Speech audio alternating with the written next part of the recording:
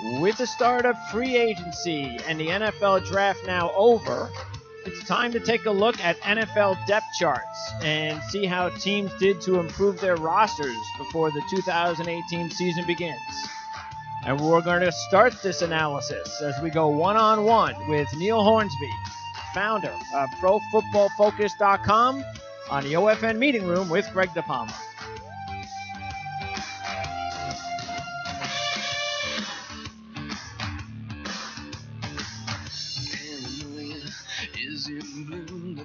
All right, it's Tuesday, May 1st, 2018. I'm Greg DePalma, and thanks for tuning in to the OFN meeting room as we talk NFL depth charts with ProFootballFocus.com's Chief Operating Officer, Neil Hornsby. Neil, I appreciate you joining me once again today.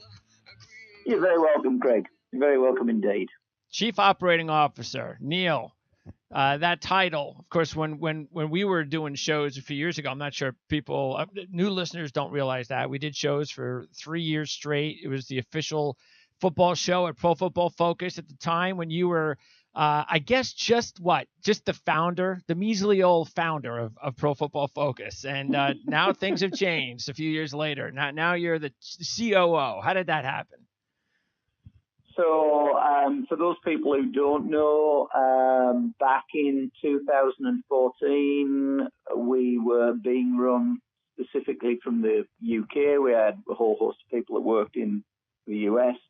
But in 2014, I got a call from Chris Collinsworth. Chris wanted to buy the company. And as a result of that, he became the majority shareholder. I moved to Cincinnati, and we've grown. We started doing college football. You got to remember, back in 2014, we were only doing the NFL. That's right. Chris invested the money to do college football. That's been a huge success for us. And I've taken over all of the operations, so I've got further and further away from all of the scouting. And I'm a businessman now, for better or worse, Greg. I'm a businessman. How do you enjoy the new role? Differences between, what you used to do. Yeah, so, I mean, you've got to think back in the day, that's what I used to be. I was a business person before I got involved in football. And this is just, taking things back a little bit, but with the added benefit, I guess, that I know this business from the ground up. Yep. So that's my skill set. I've got a load of guys who are so much better at football and understand football so much better than I do. And I guess it's horses for courses. And what do you say about any business? It's how you deploy your resources that are the most important thing. And that's what I'm best at. They're best at football. I deal with finances of the company now and strategy and other such things. But of course, still, when the season goes on, you're a huge fan, so you watch a lot of football. And being in Cincinnati, have you gone to any Bengal games? Or is that something that you find yourself doing, or get involved with the community at all? How has been the transition going from England to Cincinnati? So the transition's been fantastic. My family love it here. They love it in the US. Really, just a welcoming group of people within this area.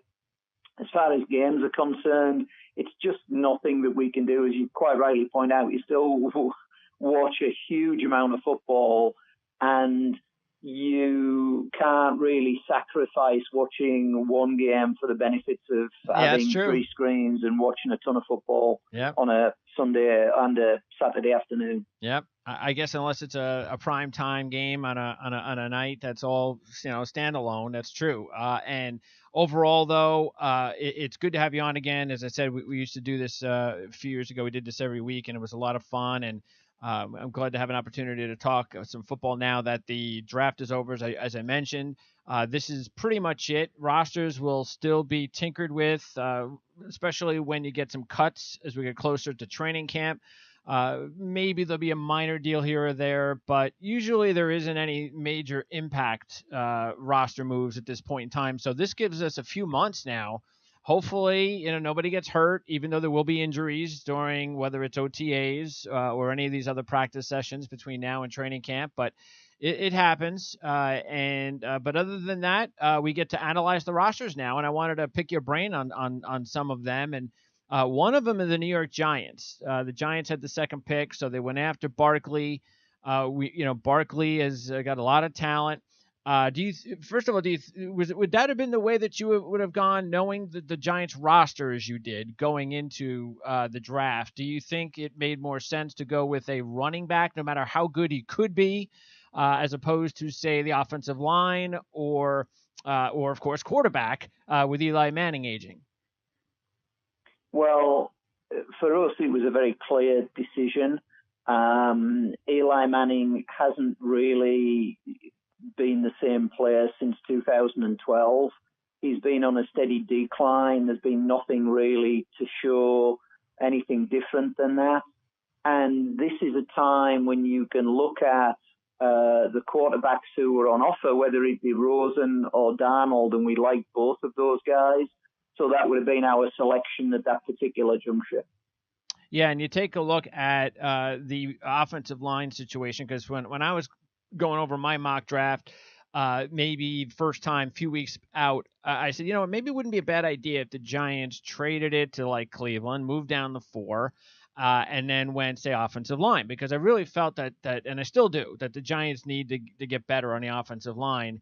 Now, we get the situation where Eric Flowers, this has just not been, this hasn't been a good pick for the Giants. Let's just put it out there. And okay, he'll be at right tackle with Solder coming in. Will that make him better? New coaching staff and all that. But then we hear this stuff about him and camp, the practice sessions just recently. That's not good news to hear.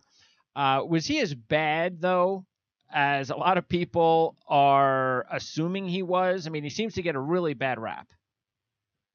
And to be fair, from the first round pick, that is not a very good position to be.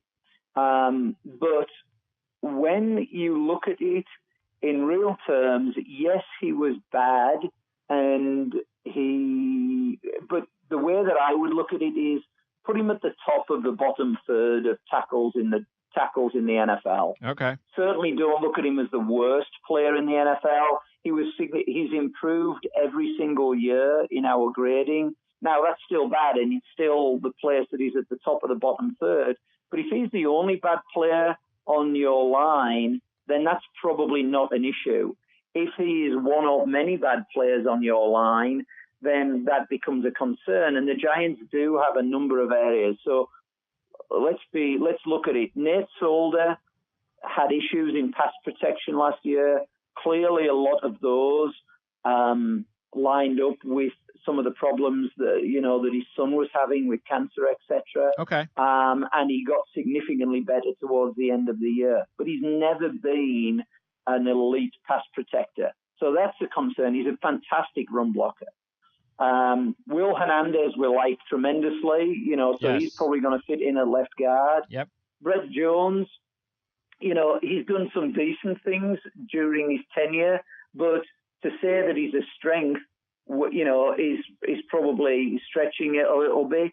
John Jerry has always flattered to deceive. In fact, probably the player that I like best is a backup at the moment, which is John Greco. And John Greco has been a solid performer wherever he's gone. And I think that's the overall tenor. Yes, they've upgraded their offensive line, but they haven't upgraded it significantly. Yeah. And I think that's the problem. Yeah, on one hand, when you look at it, you go, well, would you rather have, say, Quentin Nelson and then you take a look at what other second-round draft picks would have been there for the Giants at other positions? Let's just say running back. Would you rather have a second-round running back and Quentin Nelson, or Saquon Barkley and Will Hernandez? So that's definitely debatable. But fact is, they went out and got a running back and an offensive lineman, and that's the thing. They have to run the ball better. There is no question about that. And so, like you said, with Nate Solder being a better run blocker, fact is, with Will Hernandez, and that's going to be his game. you get the feeling that if they're going to win football games, they can't be relying on Eli Manning. I mean, they're going to have to run the football a lot, and Eli's probably going to have to turn to be more like the quarterback that his brother was at this stage of his career, where let them run, let them play defense, and let Eli make a few plays every game. But Eli can't be counted on to throw the ball 35 times a game. But yet you do have still some players like Odell Beckham out there that'll make it enticing to want to throw the football. We have no idea if he's going to be here for one more year, what the situation is. And then there's still questions on defense for the Giants, especially in the secondary. I was kind of surprised that they haven't really upgraded the cornerback spot, because when you look at it, this whole Eli Apple thing, I have no idea what I mean, can they really trust that Eli Apple is going to get along with everybody again this year? And then there's really not a whole lot of depth past Janoris Jenkins. Yeah, I was a little bit surprised that they didn't do anything. I think Janoris Jenkins will bounce back after a subpar season last year. Eli Apple, who knows where his head is. I've always liked William Gay, the guy who came across and will probably play slot from Pittsburgh, but it's thin, and one of those guys go down, and you're really scraping the bottom of the barrel. So I have some significant concerns, none really at safety. I think they've got three safeties there who can do what they need to do for. If you look at one of the best special teamers in the league in Michael Thomas. So I don't think they're clearly better off at safety than they are at cornerback, which is not the best thing to be in the NFL. All right. Meanwhile, as far as Arizona is concerned, another team I wanted to talk about, their defensive coordinator now with the Giants, and of course, fans have got to keep in mind the Giants will be changing their defense more to a 3-4 front. So that's something to watch closely in camp to see how that works out.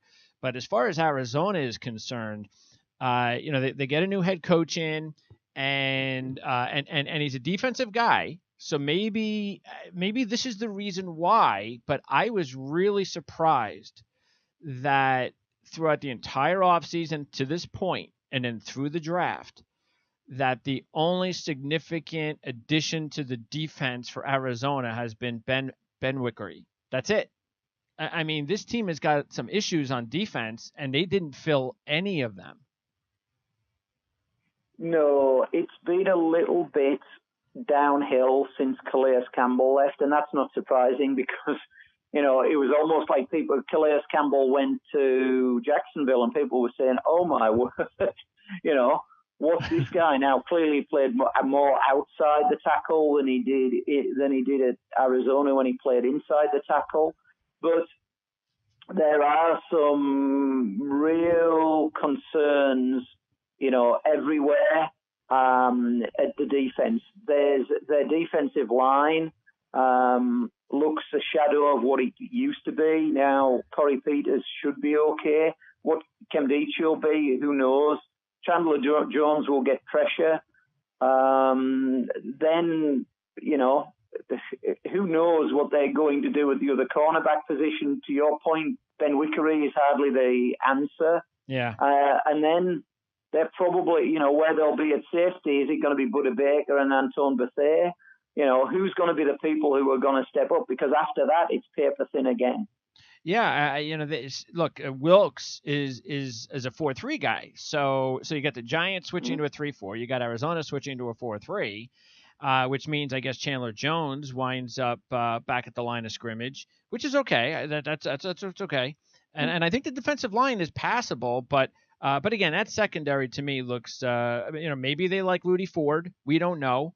But Brandon Williams, I mean, he hasn't worked out at all, has he? I mean, this just has been a pretty bad. They really reached for that third round pick a couple of years ago, and was hoping that he'd be able to make the transition to corner seamlessly at the NFL level, and it just hasn't happened. No, one snap last year. Yeah, that's what I don't understand. So maybe they know something we don't. And they feel like they've got enough players that Steve Wilkes can work with. We know he likes to blitz, that's for sure. So that's something to keep an eye on. Are you also surprised that the Buccaneers haven't really upgraded their offensive line? Now they added this kid Kappa, but you take a look, our lads grades this guy as a later round pick. So they picked him probably early. And even from what I saw at the combine myself, I was like, okay, this guy may be a cute little 6th or 7th round draft pick. Maybe he makes the roster. Maybe he's a practice squad guy. I mean, they picked him in the middle rounds, and I don't know, but that's about it.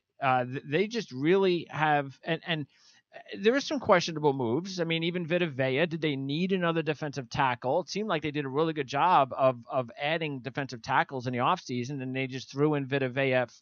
And look, he's a good player. Don't get me wrong, but with other holes to fill, did they need to do that? Did they need to get really good by adding Vita Vea?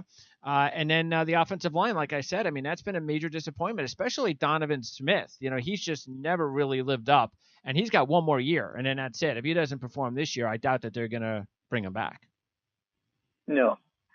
However, I'm a little bit more upbeat about the offensive line. Ali Marpet's, been a pretty much a big success for them, and he played a lot of centre last year. Now they've got Ryan Jensen in, yep, which allows Marpet to go back to probably what's his better position at guard. They've still got Sweezy, who... Sweezy's the classic boom or bust player on a play-by-play basis, and they went out and got him in free agency. We've always been higher on DeMar Dotson than virtually anybody else. So when you look at it, they've got some players. The clear weakness on the offensive line is Donovan Smith. But again, I'm a big believer in the fact that if you've got really one significant weakness on your offensive line and the rest of the guys are generally okay, which I think is a position here with no injuries, that's the no injuries caveat, then you can normally scheme for that. The problem becomes when you don't know where the pressure is likely to come from. But I think the right-hand side of this line, if you're going to put Marpet at right guard, is going to be good enough. And it means that you should be able to get by with what's over on the left-hand side. And adding Vea is going to really, at least, it'll make Tampa Bay's defensive front really strong, because now with all those new additions, Mitch Unrein, I mean, he's an underrated player. That's a guy that really nobody realizes. He's been a really good player over the last couple of years. And they also added Allen from Philly. You've got McCoy, who's a big-time player. They made the deal to bring in Pierre-Paul and Vinny Curry. So they are really going all in on this defensive front, and that's clearly their strength now.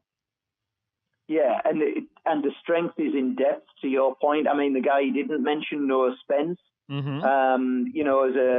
a sub-package pass rusher, could be really big for them. And then they've got the linebackers, and we generally like all of them. We're not quite as high on Quan Alexander as everybody else is, but certainly Levante David's an elite player at that position. Kendall Beckwith started off pretty well last year.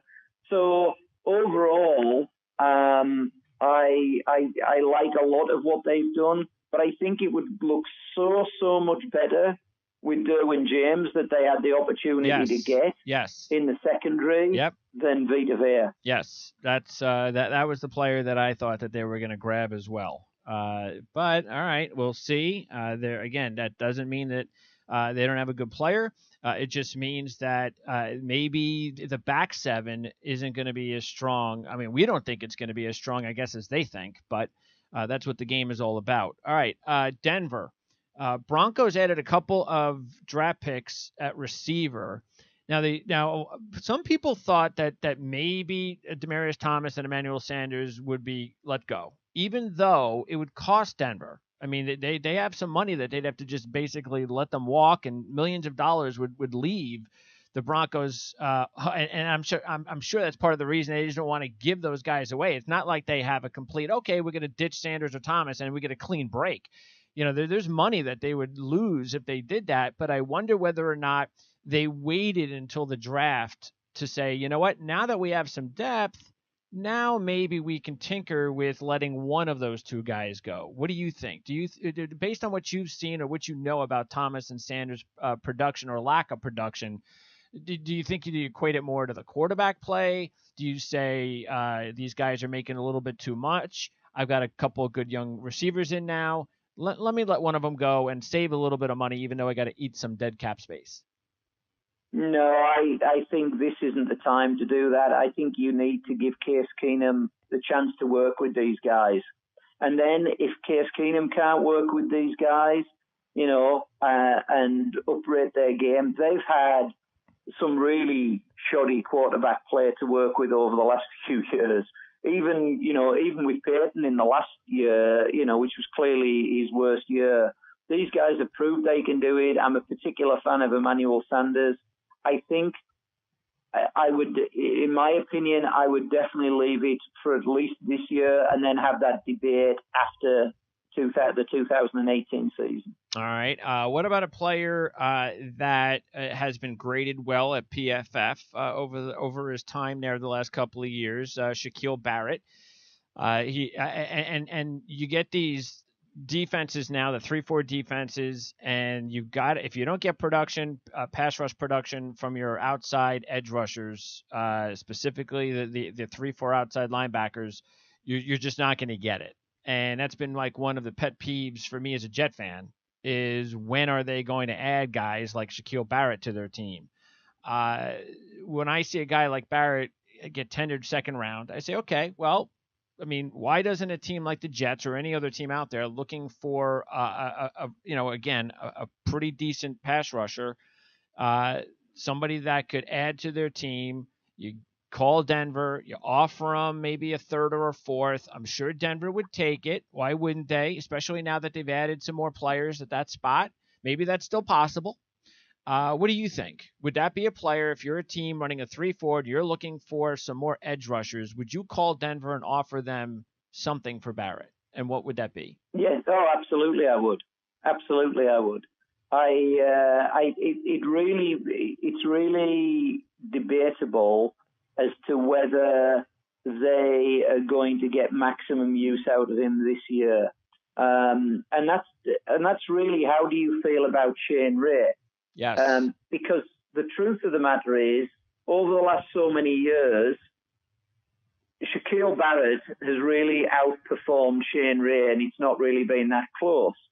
So are they looking at it and saying, well, we're going to give Shane Ray one more opportunity and then we're going to leave him? I mean, if I was Denver, I'd be going with Von Miller and Shaquille Barrett as my starters. But obviously they drafted Shane Ray. Yep. They'll probably want Shane Ray to be the guy who comes through. Yep. And so what would you just, again, I know it's tough never knowing what these GMs are looking for, but what do you think Barrett's worth? Do you think he's worth third round, fourth round draft pick? Oh, if I could get him for third, I'd take it tomorrow, yeah. Okay. I think he's better than, because the other thing you get with Barrett is you're getting pretty much a sure thing. Sure. Because Barrett has performed pretty much, he's gotten slightly better every year, and every year he's been a significantly better player than most people at his position. Yeah. So, as a backup. Yep. Does that translate through? Probably. It's just that there's no reason for downs. I think the floor with Barrett is pretty high, if that makes sense. Sure. No, absolutely. All right. Let's go to Miami. Surprised at the Dolphins. Now, I don't know if the Dolphins were beaten at the punch by Arizona or what the case may be, or Buffalo for one of these quarterbacks, or whether they were like, oh, no, we're okay here. We'll take you. You take those quarterbacks. We'll let a really good player like Minkah Fitzpatrick drop to us, and we're fine there. But then again, they didn't draft any quarterbacks. So are you surprised that they didn't, knowing Ryan Tannehill's injury history? Knowing Ryan Tannehill, listen, I think the Dolphins, there's an argument to say, what would you have done at each of the positions? So at the position they drafted Fitzpatrick, what are your other options? Any quarterback that's worth anything is Rosen was gone at that stage. Oh yeah, Rosen and Allen, they were all gone. So that's why Miami would have had to have made a deal. So, yeah, and you could have been aggressive. Yep. In looking at Allen, we absolutely wouldn't have done that. You could have been aggressive in looking at Rosen. I think any of the other two were just too much to, yes, correct. too much to give away. Yep. But Tannehill, we've always been a big Tannehill fan. So at that stage, I think you look at Fitzpatrick and say, yeah, Fitzpatrick is your best option. Sure. In the second round, and I can't remember this, when Gesicki was drafted, Rudolph would still be available, correct? Yes, correct. Yeah, so that would be the real debate at that stage, which is how much do you like Mason Rudolph? I don't know, do you like Mason Rudolph? Where do you stand on the Mason Rudolph by far, to me, was the most difficult quarterback to judge in this group. I like him in the second round. Yeah. At that spot I do. I was surprised he lasted in Pittsburgh as long as he did. I'm surprised the Patriots didn't pick him up. They had many chances. That was another team that we all thought was going to pick up a quarterback for sure. And then the Patriots said, well, no, we're going to do things our way. Whatever. Okay. I mean, Danny Etling, come on. I don't care what anybody says about Danny Etling. I don't even know what that is. Come on. Josh McDaniels isn't that good. Well, if Bill manages to win with him, then his legacy is forever. That's right. Forever. And sure, even more than it is now. So, that's right. Yeah. But, so that was probably the time that you would have looked at it, which is on the Gesicki pick. Yep. You would think, that's,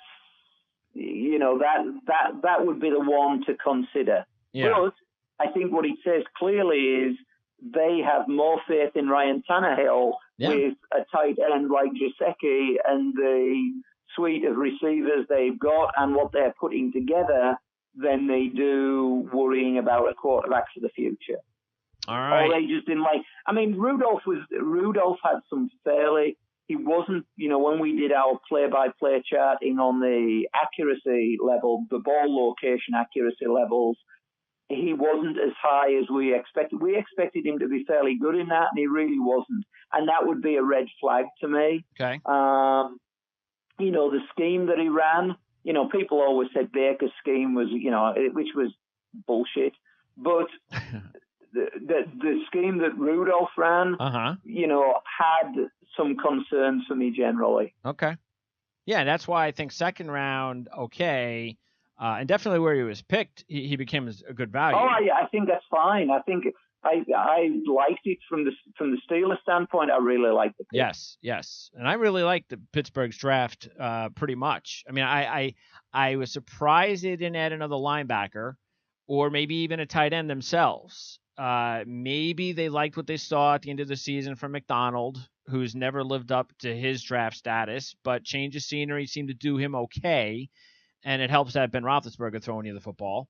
But also linebacker, which is year being out. They didn't do anything there at the linebacker position. But and they probably overdrafted a bit on their first pick. But a bit? A bit, a tiny bit. That's a nice way to put it. I was trying to be nice, yes. But that's why when I take a look at them, and sometimes what you have to do when teams add good players like they did is sometimes, especially as long as they've made 80% of the moves in the draft were good, and they made maybe one move that you kind of question, you forgive them for it because you just go, okay, well, look at all these players they got. Let's just worry about the players and not where they were picked. And that's kind of how I did it for Pittsburgh. I said, you know what? I like the players they brought in. And you know what? In general, they did a good job. So, I'm not going to nitpick. Yeah. But anyway, I was surprised they didn't add a linebacker, though, especially, with Shazier. Because we knew in the game, and we've known the last couple of years in the postseason, that they are not going to get where they need to go until they start making stops on defense. And I just don't, they added some nice players, mostly on offense, and I don't see enough on defense. That's all. That was my complaint. So, okay. A couple more before I let you go, Neil. Minnesota. Now, McKinnon's gone, and he was a big help with Cook injured. But McKinnon's gone now, and Cook, who looks like he's going to be good, a good player, but you don't know if he's going to stay healthy nobody knows, and it's always a little bit tougher to gauge when a guy goes out early in his pro career. They didn't add anybody. Now, running back's a position you could easily add a guy at any point in the next couple of months. But I was a little bit surprised that they didn't add another running back. I'm not so sure if Cook goes down that the Vikings are going to be able to win with just Latavius Murray. Listen, what our analytics are showing, and we're getting more and more data on this, but the signs very much early is you don't win by running the football. You run, and you don't win particularly much dependent upon who you've got in the backfield. You win more on how you block up front. So with that in mind, I am totally behind what the Vikings are doing. All right, and on the offensive line in general, you'd like the moves they've made, or you'd like the line? I mean, Reif hasn't exactly been he hasn't been all that great. You think that the center position should be good, now that the rookie season's behind him. You're okay with Compton, you're okay with Remmers, you're okay with the other players. You think? Oh, I don't want you to suggest that means that I think this line is a good line. Okay. The only reason I think that this line didn't play particularly well last year. Mm-hmm. It was just such a massive upgrade over where they'd been previously. Okay. It was considered a success. Everything's relative, isn't it? Yeah, that's true. But, if you're asking me whether they should have picked a running back, absolutely, I don't think that was important. Would I have probably gone somewhere else in terms of what they picked in terms of like an offensive line? Yeah, offensive line. Almost certainly. Yeah. Okay, that makes sense. And then finally, Seattle. Richard Sherman's gone, and now it looks like, from what we've seen after the draft and the summer, or I should say the spring, they haven't really upgraded. So at the cornerback spot. So do you like what they have there without Sherman? Is this secondary, especially the corners? I mean, we don't know if Thomas is going to get traded, so we're not going to go there. As long as Chancellor and Thomas are there, that's as good as it gets. But the corner spot, do you think Seattle's okay there? Well, Shaquille Griffin had a pretty good year last year. Nothing spectacular, but a really good year to build on. And that's a start. Would I have looked at doing something else? So, for example, I love Rashard Penny. Absolutely love Rashard Penny. I agree. Love him. Yep. But would I have preferred to have Josh Jackson? Yeah, I really would. And who's to say that Josh Jackson wouldn't have been a like-for-like swap at a much, much more valuable position at cornerback than Penny? So I find it very difficult, because I love Rashard Penny so much, knocking it in any way, shape or form. But it's very, very difficult for me. Look, when you look at the positions, when we do wins above replacement, and we've done a ton of work on this, with our grades, our analytics guys have done a ton of work on this. Obviously, the most important position in football, quarterback, and it isn't even close. Not even remotely close. Sure. Probably 3 times the value as a minimum of any other position. Mm-hmm. Then the 2 next most important positions, interestingly, it's all to do with passing the football. So it comes down to cornerbacks and receivers. That's what it does. And interestingly, receivers, where people talk about the outside receivers, one of the most valuable positions in football, slot receiver and tight end, because there's so much value coming close to the sticks. It's close to the down-to-go marker. Okay. So any time you can pick up a cornerback, and a great cornerback, and we had Josh Jackson rated in the top 10, then that's where I personally would have gone. And I don't fully understand some of the moves, but Penny, I do. It's very difficult of me to say this because I love Penny so much. Yeah, again, that's why sometimes you get a good player. Maybe it wasn't the player you wanted, or you thought that would have fit better there, but then you just sit back and you go, all right, well, they got a good player. So maybe. There's one more player I'd just like to briefly mention on the Seahawks, which is a real change for them. Okay. Because typically the Seahawks on the offensive line have gone athletes and traits above players. And they only picked one player, but they picked Jamarco Jones in the 5th round. But interestingly, they switched that round. So this is a guy who didn't test particularly well, but on tape was really, really good. So it's an interesting change for them with Cable moving on, yes, and them going to Jamarco Jones. Just a interesting thought. Yeah, I liked that though. I mean, Cable's a fine coach and all, but look, you know what it is? We always talk about it. It's a lot easier to let the coach go than all of the players. So if they were going to do something with that offensive line, the best thing would have been for them to go out there and make sure that they brought in a coach and a staff that could change. Because they got Solari. You can say what you want about Schottenheimer, but the fact is that at least he was successful running the ball for a couple of years. So that's what they want to do. They want to run the football now, and they want to do it a little bit differently than they did under Cable, a little bit different of a scheme.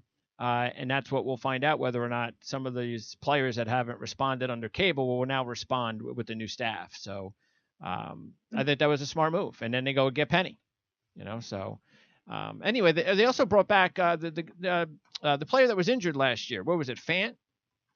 Do you recall whether or not Fant is somebody that could be an upgrade for their offensive line? I mean, we know how bad it is. From what we've seen so far. Okay.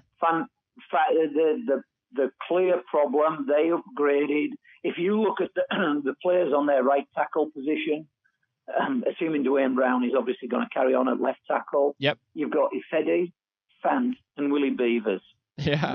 That's probably a list of all of those players that we were talking about, which is traits above all of them, and none of them, every single one of them has really struggled massively in pass protection. And that's what the game's about. It's about pass protection. You've got to look at it. If you can't run block, that's okay. If you can't pass protect, forget about it. Yeah. No question. And that's why they need to make some changes there. Jamarco Jones, sorry to interrupt. Jamarco Jones right now might be their best right tackle. That wouldn't be a surprise with that offensive line. So, yeah. And we've seen what they've done with that offensive line in years past, where guys have fit in late round draft picks, free agents. So you're absolutely right. It wouldn't be a shock at all to see him as the starter on opening day. All right, so we'll follow all that. I look forward to talking to you again for sure before the season starts. Neil, what do you do this time of year that's different, you personally, that's different from during the season? For me, it's not tremendously different. As I said, I'm a little bit of a businessman now. We're talking to all of our media customers about what we're going to do differently for them during the season. Okay. So that's a big topic of conversation for us. So I'm going, now for me, I was in meetings yesterday and I'll be in meetings again today. Really just looking at, our media clients, what we're going to do for them differently, how we're going to deliver different data to really upgrade their broadcast. So that's a large part of what I'm doing now. All right. Excellent, Neil. I appreciate it. Hold on one second so I could say goodbye to you personally. Again, thanks to Neil Hornsby, COO of ProFootballFocus.com, for joining us, and the former founder. I guess he'll always be the founder. It's like the president. When you're the president, you're always the president. So I want to thank Neil for joining us here on the OFN Meeting Room on the Our Lads Football Radio Network. We're going to have Dan Shanka on tomorrow to grade. Well, not grade. We don't really like to use that term. But we're going to get his analysis on most of the teams, if not every team, tomorrow on Our Lads Guide to the 2018 NFL Draft. That's tomorrow. And we're going to do that show in the afternoon. That'll be available on demand as always. So make sure you have our Twitter handle at PrimeSN. So once again, thanks to Neil Hornsby. I'm Greg DePalma. Thanks for tuning into the OFN Meeting Room on the Our Lads Football Radio Network.